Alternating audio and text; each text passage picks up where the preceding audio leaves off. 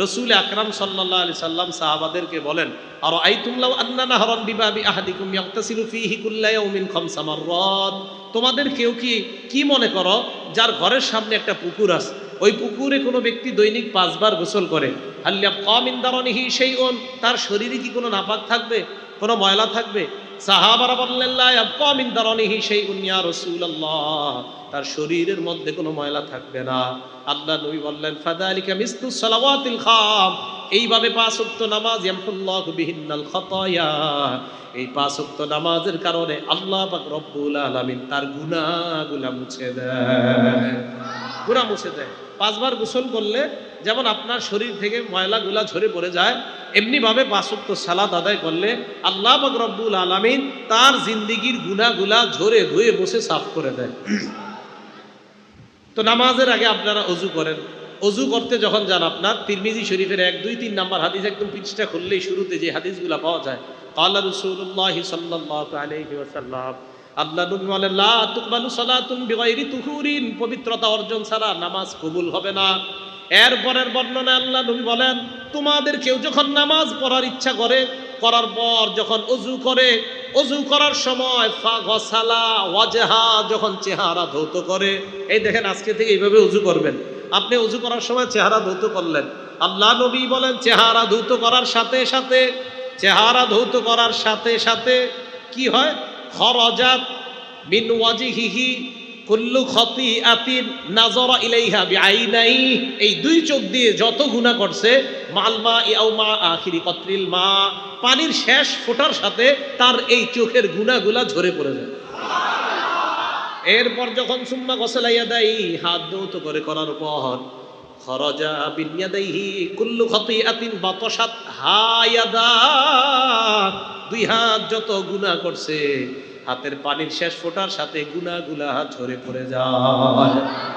ওয়াল্লাযীনা হুম আলা সালাওয়াতিহিম ইউহাফিজুন, যারা নামাজের প্রতি যত্নবান। এরপরে আল্লাহ পাক রব্বুল আলামিন এই গুণের আলোচনা করার পর বলেন, উলাইকা হুমুল ওয়ারিসুন, তারাই হলো ওয়ারিস, উত্তরাধিকার। কিসের?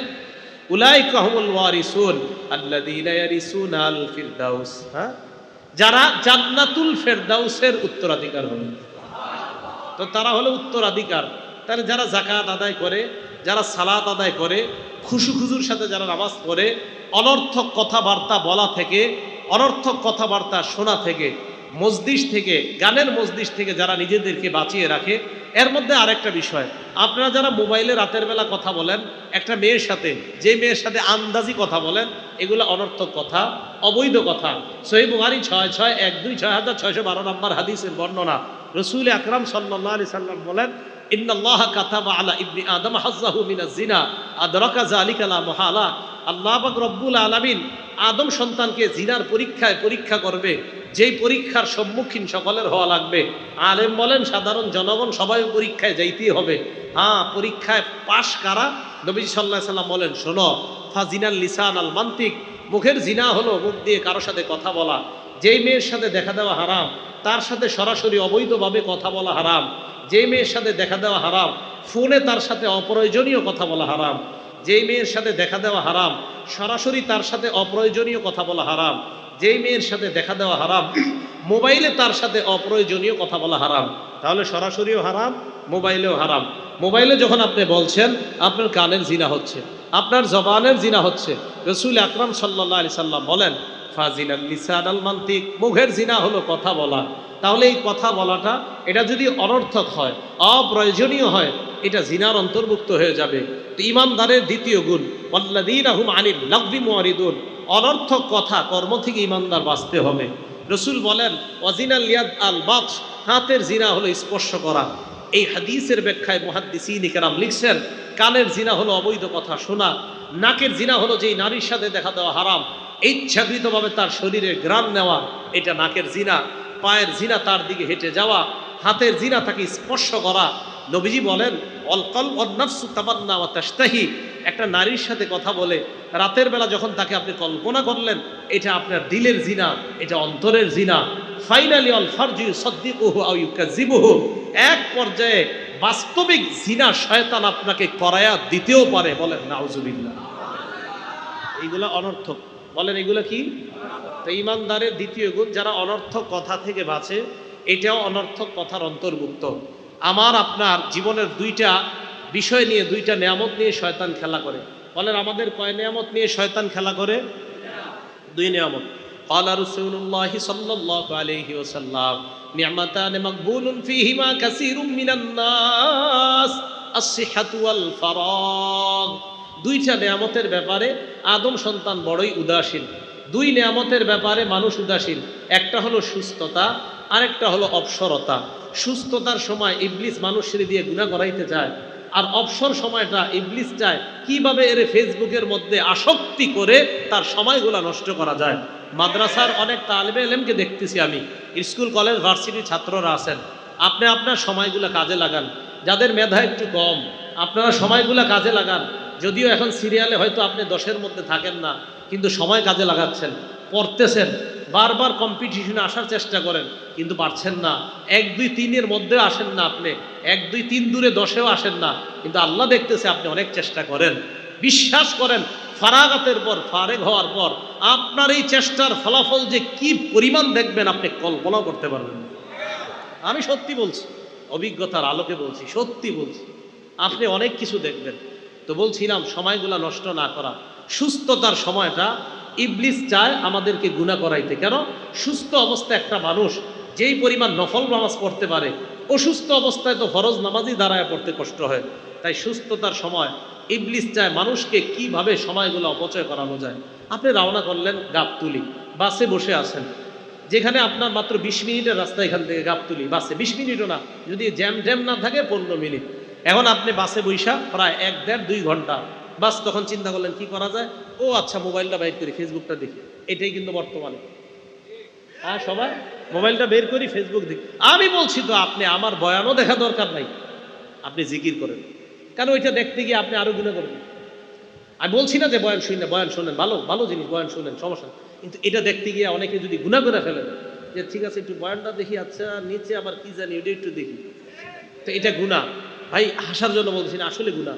তো এই সময়গুলো আপনারা জিকিরে কাজে লাগান। রসুল আকরাম সাল্লাল্লাহু আলাইহি সাল্লাম, মুসনাদ আহমদের একটা হাদিস আমি আপনাদেরকে শোনাই, যে কেমন যেন নবীজি আমাদেরকে বলতেছে, উম্মত শোনো, ইস্তাকসিরু মিনাল বাকিয়াতিস সলিহাত, ওই কাজগুলা বেশি করো যেই কাজ অবশিষ্ট থাকবে। মুসনাদ আহমদ 7331 নাম্বার, 11731 নাম্বার হাদিসের বর্ণনা। নবীজি বলেন, ইস্তাকসিরু মিনাল বাকিয়াতিস সলিহাত, ওই আমল বেশি করো যে আমল বাকি থাকবে। সাহাবারা কয়, হুজুর এটা আবার কি? নবীজি কয়, আত-তাকবীর আল্লাহু আকবার, আত-তাহলিল লা ইলাহা ইল্লাল্লাহ, আত-তাহমিদ আলহামদুলিল্লাহ, আত-তাসবিহ সুবহানাল্লাহ, লা হাওলা ওয়ালা কুওয়াতা ইল্লা বিল্লাহ। আল্লাহ নবী কয়, এইগুলা বেশি বড়, এইগুলাই তোমার অবশিষ্ট আমল। কেন এগুলা বেশি বড়? আমা তুকদ্দিমু লিআনফুসিকুম মিন খায়র তাজিদুহু ইনদাল্লাহ, আল্লাহর কাছে গিয়ে তুমি এইগুলা পেয়ে যাবা। এই ভালো আমলগুলা বাসে 3 জন একসাথে বসা, 2 জন অনর্থক মোবাইলে সময় নষ্ট করছে, আপনি বসে বসে জিকির করতেছেন, কবরে গিয়ে আপনি এটার বেনিফিট আল্লাহর কাছে পেয়ে যাবেন। তাহলে সময়গুলো আমরা নষ্ট করব না। তো ইমানদারের দ্বিতীয় গুণ, অনর্থক কর্ম থেকে নিজেকে বাঁচিয়ে রাখবে। 1 নাম্বার, আল্লাযীনা হুম ফি সালাতিহিম খাশিউন, যারা নামাজে বিনয়ী। 2 নাম্বার, অনর্থক কথা, কর্ম, কাজ থেকে যারা বাঁচে। 3 নাম্বার, যারা যাকাত আদায় করে। 4 নাম্বার, যারা লজ্জাস্থান হেফাজত করে, কোনো গুনাহ করে না। এটা হলো আপনার 4 নাম্বার। 5 নাম্বার, লজ্জাস্থানের গুনাহ থেকে বাঁচার সেরা উপায় হলো চোখের গুনাহ থেকে বাঁচা। লজ্জাস্থানের গুনাহ থেকে বাঁচার শ্রেষ্ঠ উপায় চোখের গুনাহ থেকে বাঁচা। বলেন, লজ্জাস্থানের গুনাহ থেকে বাঁচতে হলে কোন গুনাহ থেকে বাঁচা? চোখের গুনাহ। মানুষের দেহের রাজধানী হলো কলব। এই কলব নামক রাজধানীর বর্ডার হলো চোখ। বর্ডার গার্ড যত মজবুত হবে, রাজধানী তত শক্তিশালী হবে। আমার দেহের কলবের এই রাজধানীর বর্ডার হলো চোখ। এই চোখ দিয়ে যদি গুনাহ না করি, আমার রাজধানী মজবুত হবে। আর কলবে যখন ওয়াসওয়াসা সৃষ্টি না হবে, লজ্জাস্থান দিয়ে গুনার প্রয়োজন হবে না। কারণ চোখ দিয়ে গুনাহ করার পরেই কলবে সেটা নিয়ে কল্পনা হবে, তখন অন্যান্য অঙ্গ গুনাহগুলা করতে চাইবে। তাই চোখ হেফাজত, তো অন্যান্য গুনাহগুলা হেফাজত, গুনাহ থেকে বেঁচে থাকাটা আল্লাহ সহজ করে দেয়। এই জন্য সহিহ বুখারী 2465 নাম্বার হাদিসে আসছে, রসুল আকরাম সাল্লাল্লাহু আলাইহি সাল্লাম বলেন, ইয়াকুমল জুলুস আলা তুরুকত, এ আমার উম্মত সাহাবারা, রাস্তাঘাটে বৈঠক করা থেকে বাঁচো, আড্ডা দেওয়া থেকে বাঁচো। সাহাবারা কো হুজুর আমরা তো আড্ডা দেই না। মালানা বুদ্দুন ইন্নামা হিয়া মাজালিসুনা নাতাহাদ্দাসু ফিহা, হুজুর রাস্তাঘাটে আমরা যে বৈঠকগুলো করি আমরা ধর্মীয় আলোচনা করি ইয়া রাসূলুল্লাহ।